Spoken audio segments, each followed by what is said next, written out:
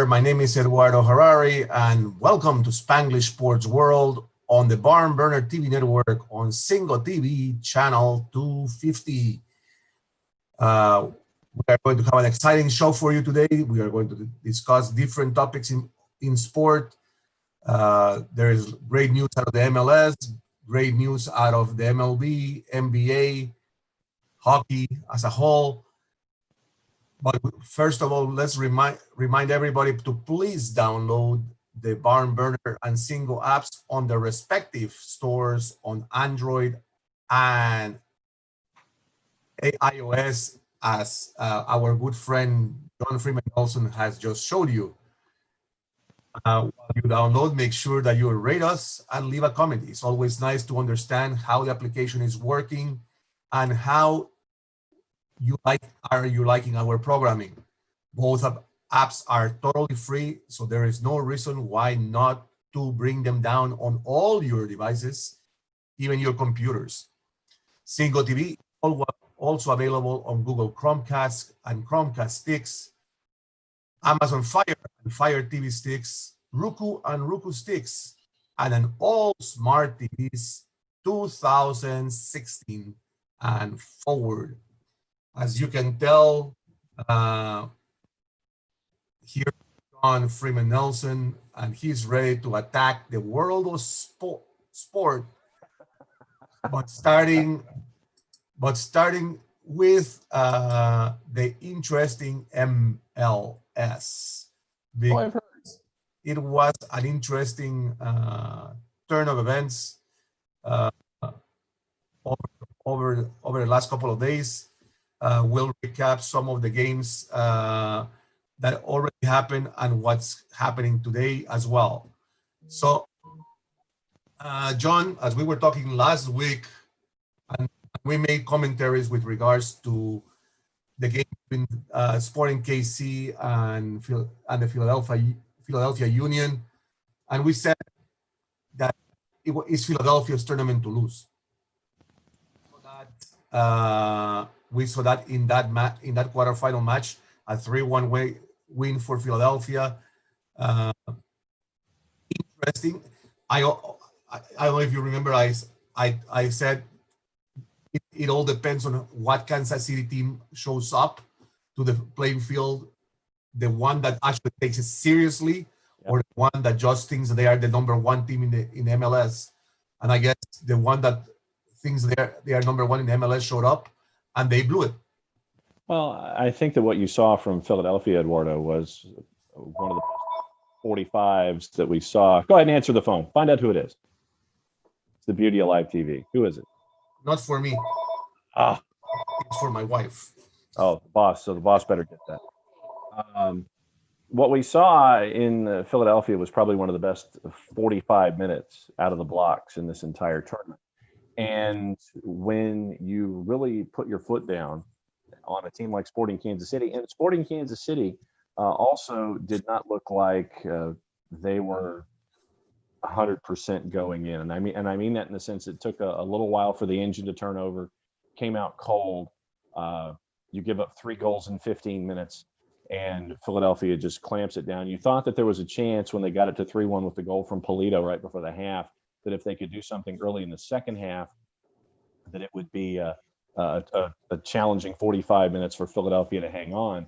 But I think what we saw in Philadelphia, Eduardo, is one of the best teams in Major League Soccer right now, bottom line. And I know that we can get into this discussion as we go, but when you look at LAFC, and they were the shiny object coming into the tournament. Oh, LAFC, you know, great offense. And we'll get into that story in a second. But I think that on the left-hand side of the bracket, when you look at Philadelphia, I think that in comparison to LAFC, you saw one of the most balanced teams in Major League Soccer, where when we look at teams like LAFC, you're focused on their front seven and all the offense that they can create, all the firepower that they have. You just asked Carmen Asako about guys like Mark Anthony Kaye. But when you look at Philadelphia, you saw a breakout game from Brendan Aronson, and there were a lot of international scouts there looking at Philadelphia and what that Aronson could bring. You got to see Santos. You get to see him have a stellar effort as well. But when you look at Philadelphia, I think that there's balance there. When you bring in a guy like Martinez, who plays right up against the edge, and he got that yellow in the 25th, and a lot of folks were thinking, okay, when his engine runs a little hot, how is he going to respond? He responded very well, kept within himself, and he was still his very physical self in the midfield, but he didn't get that other yellow. And I think that you look at a keeper like Andre Blake, and you know what he can bring to the table. You look at Ilsinho and how Jim Curtin has worked things when you bring in a guy like Ilsinho and in and around the 60th minute, and you can sit there and you know that your shape is going to change. You know that your approach isn't going to change, but your shape is going to change. I think that what we've seen in Philadelphia is just reinforcing right now that they are the best team in the Eastern Conference, if not one of the best in MLS. So one of the things that truly surprised me was Sergio Santos. Sergio Santos came out. I don't want to say he came out of his shell, but yes, he in a pressure situation, he had never been this level of performer. It was just incredible to see him dominate, because he truly dominated this match. Well, I think that to your point, I think that when you put a player like Santos in a situation to succeed, and I think that that's what Jim Curtin has done with his approach and his system, that you can have a guy like Sergio Santos do very, very well. And I think that the Kansas City was an example of that. And I think a lot of times that we get lost in the name of a player and what we've seen in the past. And, you know, if there's a negative that hangs around for whatever reason, and I'm talking just in a broader sense, that we're stuck with that negative in our head. And then when we see them do something very well, I think it gives us pause to sit there and say, okay, what's the difference here? And I think that the difference with a guy like Santos is that Jim Curtin is putting him in a position to succeed. And I think that that's been the difference, at least so far in this tournament. Well, let's move on to the game that I think shocked everybody in the soccer world, because we knew it was going to be one of the two teams that were going to get to the final was going to be LAFC, and now they are just out walking about LA because they are no longer there. Get out of the bubble first, but yeah. I mean, it was they didn't show the counterattack that I would have hoped to see from them in this game. It's like Orlando maintained the tempo of the game most of the evening. They were able to get to penalties, and that was the success. Okay, all right. So let's break this down here a little bit. I think that a lot of folks, for whatever reason, and it might be just the Orlando City SC aura, that when it comes to the purple team, as they're referred to in the Southeast, there's always that Schleprock negative vibe associated with them. When Oscar Pareja came in to be their coach from Xolos, I think a lot of folks only were looking at his time at Xolos and not what he built in FC Dallas. And I think that recency bias probably hurt a lot of folks in their perception of what Oscar Pareja wants to build in Orlando City. Oscar Pareja is not the coaching equivalent of chopped liver. He is not just something that you're going to sit there and pick up and go, when it comes to legal pads. Oscar Pareja is not just a short piece of paper when it comes to coaching. He's a very talented individual and came up with a game plan where, for the first time in a long time, LAFC had this number of shots in the first 45 minutes, 0. And I think that speaks a lot to the game plan that Pareja had going into this match. And you and I talked about LAFC before, and I've talked with Joe and other folks and Giancarlo and Carmen Asako about LAFC on other programming here on the network. For me, LAFC for all of their offensive firepower, all of that stuff we see in the front seven with Vela, Rodriguez, Rossi, Blessing, K, BWP, Atuesta, all that offense that we see going forward, it is fantastic. And when it floats, and it can be beautiful at times. But the one thing that I will always maintain, and I wish I had that piece of paper because we talked about it yesterday on Soccer Down Here, is analyzing the back four for LAFC. And we saw earlier in MLS's back, specifically in the game against Houston, where the back was exposed. Houston got out to a 3-1 lead, but they ran out of gas and couldn't match LAFC down the stretch. It ends up being a 3-3 draw in the group stage.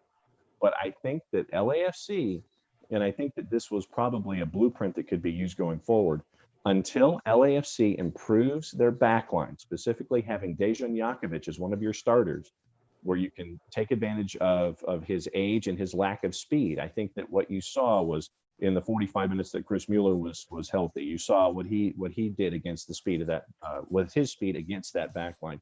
You saw what Juan could do overlapping and working in crosses from the right. You saw what Nani was able to do working down the left, and that was the troubled side for me for LAFC with Tristan Blackman on the edge, and then Dejan Jakovic as one of your center backs. And Tesho Akindele was a part of this discussion too. But I think that going against that back line, if you skip the first line or you skip a line and can get it to the back and have that speed that your roster has, I think you can attack LAFC. And that's what we saw. In the match itself, Nani misses a PK in the 58th. And everybody's sitting there going, oh, it's going to be the same Orlando. Oh, no, oh, no, oh, no. Then 3 minutes later, BWP scores. Then everybody's saying, oh, same Orlando, and LAFC is going to win. Yeah, 61st minute. Blah. But Oscar Pareja, what he did, and there was a telling moment here. 10 minutes to go in the match. You see a cutaway of Oscar Pareja talking to his team after the last hydration break, and he's telling his guys, calm down, we're okay. And it was a very telling cutaway for me in the match. And as it turns out, they kept going after it. And Nani on a corner finds Joao Moutinho, who exposes Jordan Harvey. Jordan Harvey was a late sub on the back. And once again, Jordan Harvey, I want to say 36, 37 years of age. He was late in getting to mark Joao Moutinho, goes in the net, 1-1, go to penalties. And then there was one penalty that Orlando had in the bottom of the fourth that Vermeer would like to have back because he got there, but it trickled under him, and Orlando won. But I think the larger picture here is that LAFC can be had. And until Bob Bradley addresses the back line, you will continue to see moments like this. And really, I think the LAFC should continue to be questioned as the shiny object of MLS because you won a supporter shield. Great. You won a home playoff game. Great. You've lost 2 playoff games. What does that mean? That means that you haven't made it to the last game of the year yet. So I think that LAFC has problems that they have to address, and everybody sitting there focused on LAFC should give the rest of the league credit for going after LAFC and exposing them for their problems, and we'll see what Bob Bradley does from here. I have a question for you, Vito. I know we've been talking about the back line, and I accept that because the back line of LAFC is not just penetrable, it's deep down ugly. Mm-hmm. Do you think the absence of Bella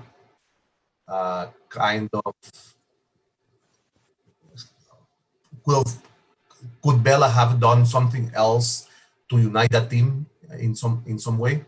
I don't necessarily think so because, I mean, think about all the firepower that LAFC has in addition to Vela. Just because you take Carlos Vela out of the discussion, yes, he is an offensive force. But you would think the way that the roster was structured with BWP, with Rossi, with Rodriguez, with Blessing, with K, with all of this other stuff that you have that's a part of your roster, you'd like to think that offensively they could pick up the slack for not having Vela there. And I mean, that's what I think. I think that other folks might be different and sit there and say, well, without Carlos Vela, they're an entirely different team. They had 2 days less rest, all those kinds of things. For me, I would think that you build a roster with the offensive firepower that you have in case you don't have a Vela. And they didn't have Vela at points last season in MLS in their action. And so once again, that was where Diego Rossi stepped up. That was where Adama Diomande, when he was healthy, stepped up. Diomande is injured, and we saw him early in the group stage, but he hasn't been around as with his foot problems with the remainder of the tournament. But I think that honestly, and another point that I forgot to bring up, I think that the key to going up against LAFC, in addition to chasing the back line when you're on offense, is be physical against LAFC when they have the ball. Cut off the supply lines. And we saw a lot of that by Orlando defensively. But I think that if you slow down LAFC's pace, you knock them off their pegs a couple times. You're physical with the big guns up there. You're physical with Vela. You're physical with Rossi. You're physical with Kay and Blessing and Rodriguez. I think that you take them out of their game, and it's like like when we were growing up, the first time that we got to figure out how to drive a car with a clutch, and we try to figure out the gas in the clutch and try to figure out how much gas you needed.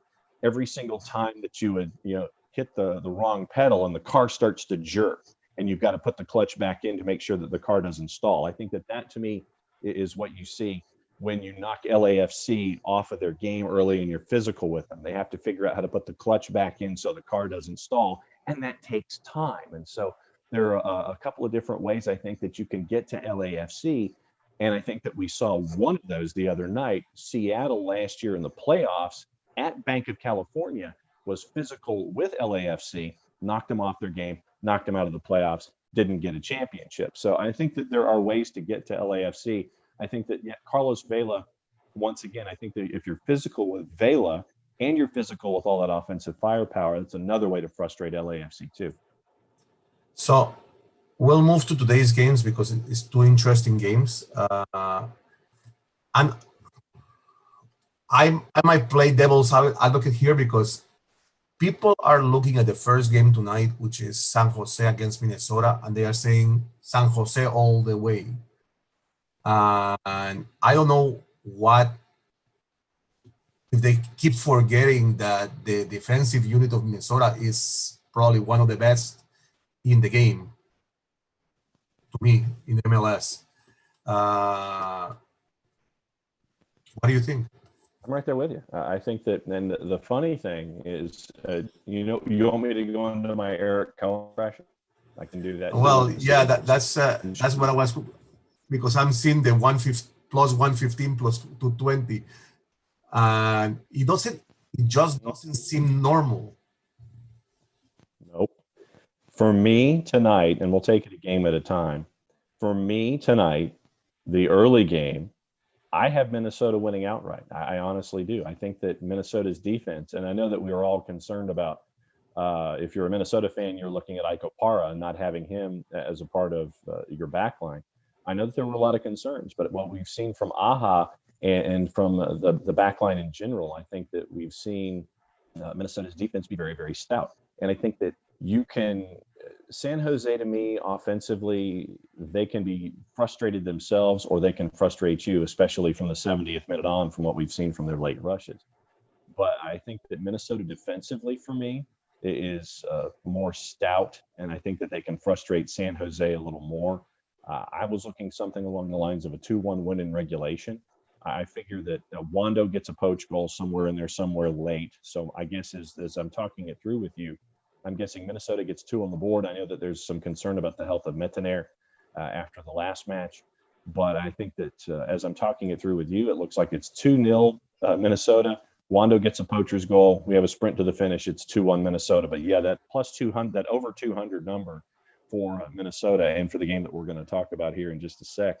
Yeah, for me, that was like, oh, that's an interesting one. I will take that number and run. The other game tonight, New York FC and the Portland Timbers. I mean, the bigger match that was wonder was New York FC knocking out Toronto. in that quarterfinal. Sorry, in that the quarterfinal. Uh, in league play. So I don't know. I mean, I vouch for New York FC having a better, not their back end, but I think their front end will their front three are very powerful, and if they get together, they'll be there. Okay, I'll go the flip side with you. I have Portland in this one, and here's why. A couple of different things. We look at teams in tournaments like this, and I look to coaches who have been through group stages and knockouts and these kinds of tournaments before. Ronnie Dyla has not been in this kind of a tournament before. It's also his first time coaching NYCFC. It's his first games. It's his first season. So I think that the guys are still trying to get adjusted to what he wants them to do when it comes to style. We saw NYCFC early on still trying to figure it out on the fly. I don't think they knew on the field what they needed to figure out to try to put the ball in the back of the net to get full points. I mean, because remember, NYCFC had to wait until practically the end of the group stage to figure out if they were going to be one of those third place teams that was going to be getting in to the knockout stage to begin with. So I don't know what NYCFC team we're going to get in this particular match. Are they still trying to figure things out like they were early on, or are they going to be the team that we've seen in the last couple of games? I'm leaning more toward the former, because when you have a coach like Giovanni Savarese, who has been through all of this stuff before and has been through knockouts and stuff with Portland and getting Portland to MLS Cup and things like that, he knows how to handle these situations. And I think that we saw Portland in the group of death work their way through it and get into the knockout stage. And we have them where they are. Portland had to put up with an FC Cincinnati team that didn't just park a bus. They found the entire garage for the TTC and they put it in front of the net, tipped them sideways, set it all on fire. And that's what Jaap Stam had to do, because he knew that that's the only way that he could compete against Portland. Portland ground their way through. They got the result in the round of 16 to get to where we are now. I just think that Portland is more sound in these tournament situations because of the experience that they have on the field and on the touchline with Savarese. And I just think that NYCFC is still trying to find themselves. So when we looked at that juice box number once again with Portland, that was north of plus 200 again. I just think that you're not giving the proper respect to Portland, and I don't think you're giving the proper respect to Minnesota in these games. So I was thinking that NYCFC, this could be another 2-1, another tight 2-1, but I think that Portland comes through, and I looked at both underdogs coming into the matches tonight as who I was thinking that we're going to make it through, both in regulation. I don't think either's going to go to penalty.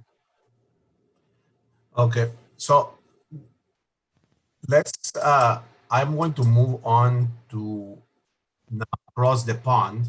Okay. Because we have the Europa Cup that just started this week. We looked at the matches in the last show and looked at what might have happened. To me, the one game that gave me a shock in this one was the Olympiacos Arsenal game. I thought Arsenal was the better team in that match, and Olympiacos just came back from counteracted to everything Arsenal threw at them. Well, I think that, frankly, I think Arsenal has more issues right now defensively. So when you're looking at anything that's going to be happening with Arsenal, I mean, when you're having to rely on David Luiz, still, that to me is a big problem. And we all know that Matthias Guendouzi was supposed to be the second coming of David Luiz, but his outburst that he had in a match late in the Premier League season has put him on the outs, and so that creates an issue at the back. And I think that when you look at Arsenal, I'm when you're paired up against the Olympiacos and you can't, work your way through there, I just, you're going, I don't have the most confidence in an Arsenal where Olympiacos won on away goals after knocking them out 2-1. Remember, this was 4 months ago, but I think that what we saw with Arsenal against Olympiacos in Europa League is probably a microcosm of what we're going to see in the FA Cup final with Arsenal going up against Chelsea, when you have the firepower of Chelsea going at it against a questionable backline. I know that there's probably going to be, you want to keep Aubameyang for the future of the club, but I just think that Chelsea in the FA Cup will expose what we saw in Europa League with Arsenal, just in a different situation.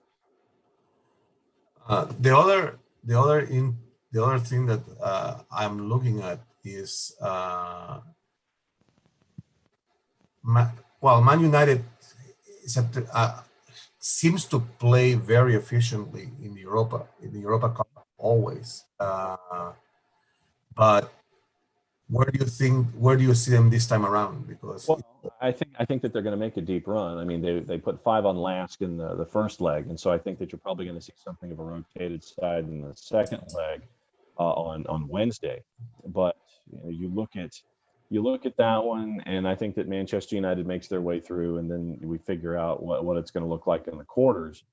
And for me, I think that they can make a deep run, because if you look at the rest of the groups, right, and I'm just gonna I'll burn through them, and this could almost be a rapid fire when it comes to what we're looking at. Başakşehir out of the Turkish league, I don't think that's going to be an issue. Copenhagen, if they make their way through, won't be an issue. Lask, they'd have to make up a 5-goal deficit. Olympiacos, I think that they can be had. Wolves might be a test. If Wolves make it through in the second leg, if it gets to something like a Wolves Manchester United, I think that would be fun, because then you'd have Nuno Espirito Santo going up against Ole Gunnar Solskjaer. Rangers, I don't think it'll necessarily be it'll be a tough test, but I think they can get through it. Bayer Leverkusen, we saw what they were able to do in the Bundesliga. I think that shouldn't be an issue there. Shakhtar Donetsk, tremendous team out of the Ukrainian Premier League. But I think that might be an interesting test if that's any part of their draw going forward. Wolfsburg, not concerned. Then you end up with, what was it? The quarterfinals, Sevilla. Roma is also active in there as well. So you look at Basel, not necessarily a concern. Sevilla for me, Sevilla and AS Roma, that might be an interesting challenge, because we know how the teams in La Liga are when it comes to Europa League. To me, if you're looking for teams in general who have a great level of success in Europa League, I always seem to find the teams in La Liga that springboard themselves into the European theater. So Sevilla would be an interesting test for me. Inter Milan might be an interesting test if that ends up as a part of the draw. I think Inter gets past Getafe. So I think that really for Manchester United, there are a couple of teams that could be there to challenge, but I would have them in the top 4 of who's left. So, the Spanish teams both got Getafe and Sevilla. Mm-hmm. They've had their struggles throughout. Getafe looks to be the better Spanish team in this tournament right now. If you see Getafe, let's say meeting a Man U, where do you see that match going? I think it'll be a tough one, but I think Manchester United finds a way. But I would be, like I said, you mentioned the La Liga sides, and you go up against my Premier League expertise here. For me, those would be the stumbling blocks. Those would be 2 of the teams that I think that could do some damage against a team like Manchester United. I think that the winner of Inter and Getafe could be one, and I think that Sevilla could be one as well. So I think that you're looking at a handful of teams, really, because if you compare their domestic competitions and their levels of domestic success in all of this, translating that into Europa League can be traditionally a little tough. But I think it would be a tough test, but my money would still be on Manchester United. All right, hold on here. I had to come on here with John Freeman Nelson and Eduardo Harari. Okay, you guys are talking Spanish and all that, but I have to protect the broadcasting legend. Not you, John Freeman Nelson. You know who I'm talking about. Today, there's a match, the FA Cup. All right, Chelsea. He wants me. We're talking about Norm Rumack, his favorite team, Chelsea. He wants me to ask you, what's your prediction for the FA Cup today in about an hour's time? Well, I think that the team is not named Arsenal has a pretty good chance, considering all their firepower is back, and Christian Pulisic is listed at 100%. Willian is listed as able to play. I want to see what the starting 11 looks like. I know that Frank Lampard wants to win this, and I know that they're heading into Europe as well. But I think that when you can add another trophy, I think that will that obviously helps a young manager out. It helps the team out as well. But I think that there are too many issues for Arsenal at the back. I think that they will probably run into a lot of problems. Wouldn't surprise me if it was something along the lines of 3-1. I think Aubameyang gets the one for Arsenal, but I think that there's obviously more for the blue team that is going to be playing the red team in about an hour. Okay, so I got to break some news for Eduardo and for you. Okay. Okay. I just about before I came on here, 10 minutes before, I was tipped about Conor McGregor. Conor McGregor facing Manny Pacquiao in January. Manny Pacquiao, Conor McGregor, Eduardo. That's like, what do you think? Well, I think McGregor is chewing more than he can bite. Pacquiao Biting more than he could chew. Well, yeah, whichever way you want to put it. He is going to get chewed out. That's what he's going to get. Pacquiao is the better fighter there, and he has been fighting. McGregor has been playing games until now. So it's not going to be a successful return, I don't think, to any type of fight for McGregor. All right, John? Don't care. Okay.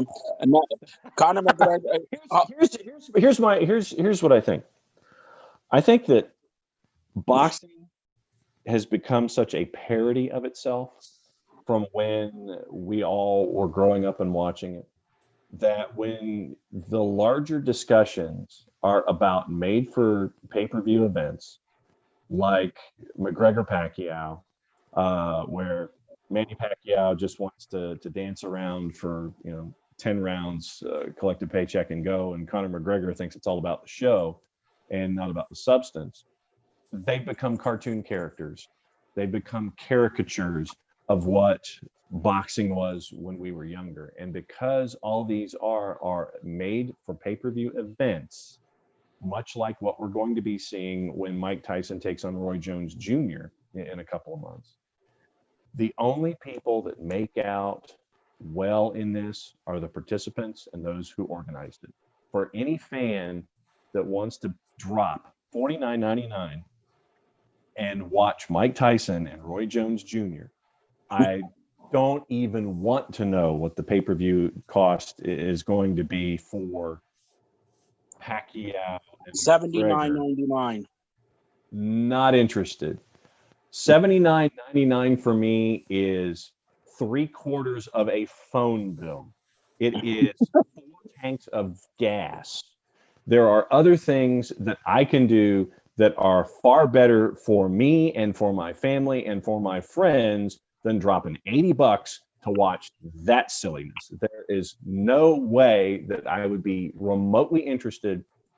If there was a way where I could watch it for free, I would probably drift into the fight. I wouldn't watch any of the undercard. I might have it on in the background, but there is less than zero interest in that or any other pay-per-view right now because of where boxing is in the landscape when it comes to sports. So it's not. It's just not worth watching for me. I have zero interest in that. So I'm going to bring up another thing that you have no interest in, but but it's a subject that is very, very upfront right now. And it was last night that MLB might be out And I know that I know that you don't care, John, but how does that fare for the other leagues that are going to try to start up uh, on similar terrains? Well, all right. So let's take this a piece at a time. First and foremost, I think it comes down once again to personal responsibility, and I'm taking this strictly in the MLB since we can build from that as we go. For Major League Baseball, especially for the Miami Marlins, word has come out from a couple of different sources that it was because they didn't pay any attention to protocols. They didn't exercise any personal responsibility when they were in Atlanta, and they were there for the exhibition games. And so now you have 18 members of the roster plus 2 staff who I imagine the 2 staff are being bussed as well, but 18 members of the Miami Marlins being bussed from Philadelphia back to Miami. And I think that the larger discussion here is about responsibility and keeping an eye on the protocols and keeping an eye on the larger picture. Because if you don't pay attention to the protocols that were put out by your employers, then you're not only endangering yourself, you're endangering your teammates, you're endangering your family, you're endangering a lot of other folks, not just you. You're endangering a business, a rather large business. You're endangering a lot of other ancillary things that you're not paying attention to by going out and allegedly doing things outside of your hotel and doing all of that stuff. So first and foremost, that is the point that I would make about the Miami Marlins. My second point about the Marlins, I think that Don Mattingly, at the very least, should be suspended, if not fired, for his behavior in all of this. When you have players who test positive for COVID-19, then those players have a vote via text chain to whether or not the remaining players should continue to play Major League Baseball games. Last time I checked, text chain was not a way to determine whether or not you should continue to play if teammates have tested positive for COVID-19. I don't think text chain was a part of the Major League Baseball protocols. So I'm getting warmed up here, Joe. So hang out with me for a second. So I think that because of that, and when Don Mattingly says, I love my guys, I love my players, they're all warriors for going through this, to me that seems like an individual who is out of touch with the severity of the situation around you. And for me to see this happening with one Major League Baseball team that could bring down the entire Jenga tower from what they've done, I think that this is squarely on the shoulders of the Miami Marlins here. And I know that we've seen some positives in St. Louis and in Philadelphia, and I'm still waiting to get the information on the background and all that. But because of what the Miami Marlins have done, you could basically have taken baseball and put it on the shelf. I think that with baseball in and of itself, I think that if you had gone to a bubble format, not home market, but bubble, like we've seen with the NWSL, like we've seen with Major League Soccer, who, by the way, were the first to, don't get revved up and saying, oh, the NBA's great, they're doing fantastic. They weren't the first. They learned from other places. If you got into a bubble format, you're seeing what's going on with the National Hockey League right now. You're seeing what's going on with the NBA. You're seeing what's going on with the WNBA. If you had bubble hubs in New York, Chicago, and California, either in Los Angeles or in San Francisco, Oakland, where you have 2 ballparks, you have the opportunity to have 6 games in a day in multiple sites. So you could have 12, 18 games going on in a daytime, in a day part. Have those fields going. You create a system where Major League Baseball's in a bubble. You get your 60-game schedule done. You have a season. Broadcasters are happy. Fans aren't as happy, but you get your baseball. You get your live TV. There are so many things that Major League Baseball should have done and should be doing that they're not. It's disappointing across the board. End of rant. One of the things that I thought that will be the perfect. You have, if you had the 30 teams, because you know that Arizona dropped out, early in the stage when they were thinking about this. But if you will have put in the state of California as a bubble every single major league ball club, you would have had 6 teams per city where you would have played the games and alleviate all these problems that are going on with the travel and everything as a whole. So John, completely messed up by Major League Baseball and specifically by the Marlins so far. So here's the whole thing. I agree with everything you said, and it works. Like you said, MLS, it worked the bubble. It's working in NBA. They just came back with the players for NHL. They have the bubble, Toronto, Edmonton. Nobody has tested positive. Okay, so Major League Baseball already probably will shut down, or who knows. But the big question is, if it's working in a bubble, what is the NFL going to do? Because they're not planning to do a bubble. Okay. Here's my thoughts on the NFL. And I think that the NFL, and there are a couple of different ways to look at this. The National Football League probably can be one of the few entities that can do daily testing or do every other day. So the tests to make sure that your athletes are testing regularly, I don't think that's a problem. Put that to the side. I think that what we see and what we know, I mean, think back to our preseason training camps and to our OTAs. You have teams who, much like the Atlanta Falcons, have facilities either on site or attached to them for training camps. I think that, when you go and watch the Atlanta Falcons for preseason training camp, they have apartments on campus. That's where the players go. They're sequestered and they're there for the entire time so they can focus on OTAs, so they can focus on preseason training camp, those kinds of things. I think that each of the teams in the National Football League have at least access to that same kind of a similar idea. So I think that and once again, the larger overarching element in all of this is individuals taking personal responsibility, understanding that there is a larger collective at play. So every individual has to be that guy and be in your room, DoorDash or Uber Eats or whatever. If you're hungry, they bring it to you. I know that it's worse than summer camp being locked in a room or locked in a hotel or being in a bubble.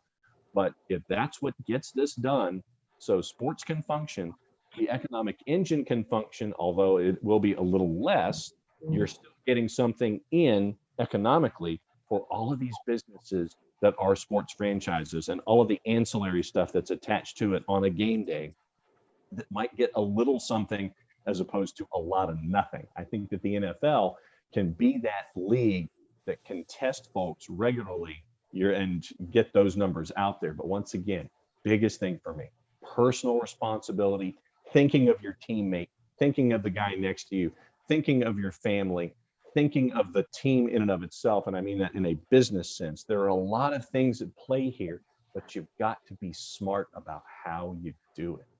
Okay, two things, John. First of all, I don't see your scarves or whatever, so you're not at home. Okay, so first and foremost, I am not in Office HD today. We the boss and I went to go catch up with her mother. So we are in southeastern Alabama, and I know that my Raider Room score is going to be very, very low. I did the Soccer Down Here Power Hour before I came on with Eduardo this morning. So I've tried to come up with a room that at least doesn't have me sitting on a floor, and I apologize. Hold on, there's no background. There's no San Francisco 49er background. There's no nothing. Come on. I expected better from you, John. Come on. But there is there is an Auburn portrait over my left shoulder. So. Yes, Auburn. Yeah. Did you say hi to Nick Saban too, or what? Oh, them's fighting words in this household. All right. So I see you're doing the do. All right, but here, I don't know. Yesterday to get down here, yeah. I don't know if you know this. Me and Eduardo are in Toronto. There's a huge a huge trophy going to be awarded in about 2-3 months called the Lord Stanley's Cup. Something I haven't seen in my city since I was alive. Eduardo was like 2 weeks old. when my team, I'm going to say my team, won Lord Stanley's mug. All right. Eric Cohen has said every year that that team, the Toronto Maple Leafs, will be the Stanley Cup champions. Now, John Freeman Nelson, you're the most unbiased guy. You're in Atlanta, Auburn, New Mexico, whatever you want to say. Right. Tell Eric Cohen, because I know he's listening. He watches Spanglish Sports World all the time. Do the Maple Leafs, No, are they the 2020 no, Stanley Cup champions? no. All right. So Eric Cohen, another year of misery, more losing your hair, everything like that. Okay. So who, in your opinion, is the Stanley Cup champion for 2020? I'll give you my Stanley Cup final. How about that? Okay. Washington and Las Vegas. Eduardo, Washington, Las Vegas, John Freeman Nelson says, what do you say? No, to be honest, I see Edmonton getting there, and I definitely see Boston getting there. So Eduardo says Boston, who's no wonder Eduardo's hated all over Toronto. Boston and Edmonton, okay? Eduardo says Boston and Edmonton. This is 2020, okay? This is 2020. And, you know, this whole year has been upside down, funny and serious, but funny and all that. We're the All two I'm 12 saying, seeds coming into the Stanley Cup qualifiers. I'm saying something unexpected is going to happen. At least one team, and it may be God's team, the Toronto Maple Leafs, in the Stanley Cup final. I'm not saying it's going to happen, but one team unexpectedly is going to make the Stanley Cup final. I don't know who it is. Come on, Maybe. Joe. The Dallas Stars have a better chance than the Toronto Maple Leafs to make it. It doesn't matter. I'm just saying unexpectedly. Nobody's predicting Dallas Stars. Could be Mountain Dews. It doesn't matter. Okay, so it doesn't matter. Now, here, getting back to the bubble for 1 second, John. Yeah. Now the bubble works. Yeah. We have proof that now. For next season, which they're talking about for hockey and basketball, all that starting in December. Yeah. Can they do a bubble for 6-8 months? I guess they can, but will the players accept that? That's the question. I don't think that the players' associations will accept that kind of a thing. But once again, we don't know what the landscape of the health of this particular continent is going to be. We don't know if we're going to get that second wave that is anticipated in the winter. We don't know what it's going to look like. But you know, there are times when you have to make sacrifices, and if that's one of the sacrifices to make sure that once again the economic engine gets to continue in North America, then that might have to come to pass. I don't know if something like maybe what you do, and this is wild conjecture at this point, considering we don't know if you're going to have fans in buildings, which is I know what owners want, regardless of the sport we're talking about. But do you do it in stages? Do you do it where it's a couple of months, you get in a bunch of games, you take some time off, you do a couple of months, you get through stage 2, you take some time off, you get through stage 3, you take some time off, you get into your playoffs. So, I mean, that's the, you know, or do you do it like you're doing it this year? And I think that's the larger questions going forward, but we still have 90 days to figure out what those formats are going to look like. So I would say anything is on the table right now. And I think that players associations and leagues have to understand that things are going to have to be thought of a little differently. And I think that you're going to have to use your imagination. And at the same time, you're going to have some sacrifices, because you have a lot of multimillionaires who own businesses. And I'm not just talking in sports, I'm talking in general. You're talking newspapers, car dealerships, gas stations, all that kind of stuff. Anyone who owns a business is having to figure out how to reorient themselves in this new normal. And the new normal now could look different in 90 days than it does now. And that's the larger thing in all of this, is like, how do we continue to adjust? How can we be nimble as a society? Sports team, everyone gets what they're looking for. Okay, so I just want to ask one more question. We talked about NHL, NFL, or whatever, but John, you're in the home of college football. Let's put it that way, okay? Any news that you can report what they're doing in Division 8 college football? Because I know, like, look, it's August. College football in a normal world would have started in about 10, 15 days, okay? Who knows 3 if weeks. it's starting or whatever. Yeah. So what do you hear? It's dependent upon the conference. Right now, it looks like the ACC and the SEC, they're going to be playing conference-only games. Word came out yesterday on CBS Sports that the Big Ten might not have any kind of college football season. They're still waiting on that. Big 12 is going to have as regular a schedule as humanly possible, it sounds like. You have teams from the FCS 1AA trying to sit there and schedule games with folks from the Big 12. And it looks like Kansas is looking to do that. Oklahoma State, Oklahoma, they're looking to do that and start their schedules a little earlier. August 29th, I think, is the date that was in question, 4 weeks from today.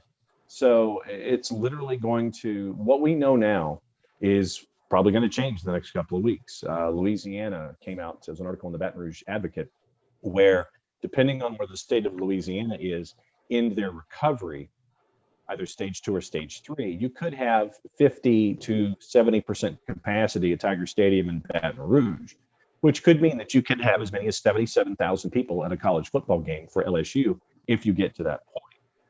So what you're hearing right now, Pac-12 is going to go conference only, those kinds of things. So what you're hearing right now, obviously, as we talk about it on this Saturday, could be different next Saturday. It could be different in 2 weeks or so. So conferences are still looking at when they want to start things. Notre Dame, I think, was probably the biggest news of the week, where Notre Dame is going to be a part of the ACC schedule on the whole this year.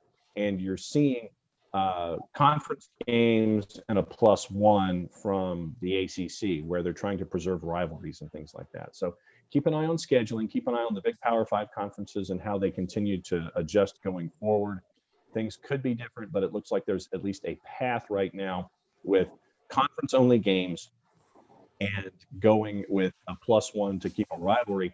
But the other thing to keep an eye on, we've been mentioning economics in this show a whole lot, how this impacts those FCS schools, the group of 5 schools in FBS, and the FCS schools, the Division 1AA schools that get those paycheck games. Because what those paycheck games, you know, the blowouts that we always see, that Eric will sit there and he'll look at the line and go, yeah, take the over because Alabama's going to beat New Mexico State by 48 and take the points and all that kind of stuff. Those games.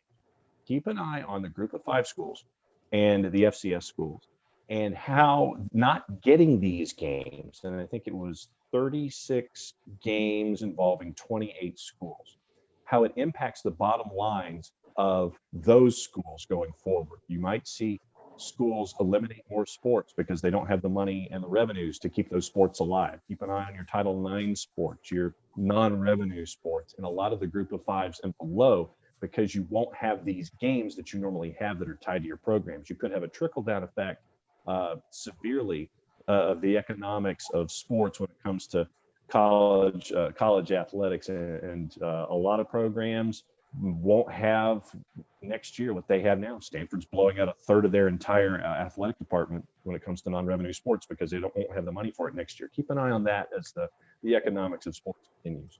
Eduardo, do you know this is why he's one of the Hall of Famers of BarnBurner? He has a yellow jacket. Do you have a yellow jacket, Eduardo? I have one, but not the correct one. Yeah, he's yellow belly. All right, Eduardo, it's time to close it out.